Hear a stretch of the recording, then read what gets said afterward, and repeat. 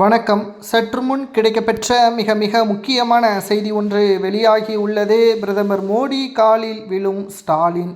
2026 சட்டசபை தேர்தல் நடைபெறுவதற்கு இன்னும் 2 மாதங்களே இருக்கக்கூடிய நிலையில் தற்பொழுது திடீரென்று மோடி அவர்களை தொடர்பு கொள்ளக்கூடிய ஒரு சூழலை உருவாக்கி உள்ளது ஸ்டாலின் அவர்களது மருமகன் சபரீசன் அவர்கள். G2 நிறுவனத்தை நடத்தி வந்தார் அல்லவா, அதன் விசாரணை தற்பொழுது தேர்தலுக்கு முன்னாடி வரப்போகிறது.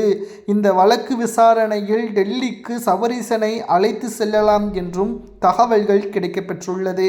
2021 சட்டசபை தேர்தலின் பொழுது சபரீசன் அவர்கள் கொடுத்த திட்டங்கள், தேர்தல் யூகங்கள் அனைத்தையும் வைத்துதான் திமுக வெற்றியடைந்தது என்பதில் மாற்று கருத்தை கிடையாது. ஏனென்றால் ஸ்டாலின் அவர்கள் நடைபயணம் மேற்கொண்டு தமிழகத்தில் திமுக அதிமுகவிற்கு எதிராக பல்வேறு குற்றச்சாட்டுகளையும் தொடர்ச்சியாக முன்வைத்தது.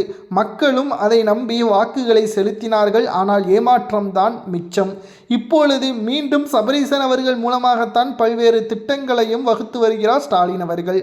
இப்பேற்பட்ட ஒரு சூழலில்தான் தற்பொழுது G2 நிறுவனத்தில் பல்வேறு முறைகேடு, நிதி மோசடி என்று பல்வேறு குற்றச்சாட்டுகள் தொடர்ச்சியாக வந்த வண்ணம் கொண்டே இருக்கிறது. அமலாக்கத்துறை அதிகாரிகளும் இந்த வழக்கு விசாரணை எப்போ வேண்டுமானாலும் நாங்கள் நடத்துவோம் என்று கடந்த சில மாதங்களுக்கு முன்பாக அறிவிப்புகளையும் வெளியிட்டார்கள். இப்பொழுது மீண்டும் G2 நிறுவனம் தொடர்பான பல்வேறு தகவல்களை சேகரித்திருப்பதாகவும் விசாரணைக்காக டெல்லிக்கு அழைத்து செல்லலாம் என்றும் தகவல்கள் கிடைக்கப்பெற்றுள்ளது. ஒட்டுமொத்தமாக அமலாக்கத்துறை அதிகாரிகள் G2 நிறுவனம் தொடர்பாக சபரீசன் அவர்களை டெல்லிக்கு அழைத்து சென்றால் ஸ்டாலின் அவர்களுக்கு வலதுகை இல்லாமல் மாறிவிடும். ஏனென்றால் அவர்தான் தமிழகத்தில் என்ன செய்ய வேண்டும், ஸ்டாலின் அவர்கள் எப்பொழுது பிரச்சாரம் செய்ய வேண்டும், எந்த கட்சிக்கு எவ்வளவு தொகுதிகள் கொடுத்தால் திமுக தனி பெரும்பான்மையுடன் ஆட்சி அமைக்கும் என்பதை அனைத்தையும் எடுத்து கூறியவர்தான்.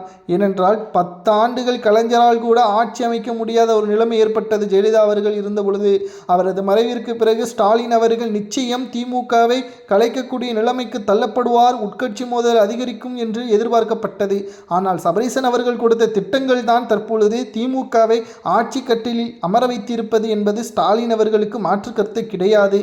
ஆனால் இப்பொழுது சபரீசனை காப்பாற்றுவதற்கு டெல்லிக்கு சென்று மோடி காலில் விழுவதற்கு கூட தயாராக இருப்பதாக தகவல்களும் தற்பொழுது கிடைக்கப்பெற்றுள்ளது. பொறுத்திருந்து பார்க்கலாம். டெல்லி பயணம் அவசரமாக ஸ்டாலின் அவர்கள் செல்வார் என்றும் கூறப்படுகிறது. 2026 சட்டசபை தேர்தலில் திராவிட முன்னேற்றக் கழகம் 2வது முறை வெற்றியடைய வேண்டுமா வேண்டாமா என்பதை கமெண்ட் வாயிலாக கூறுங்கள்.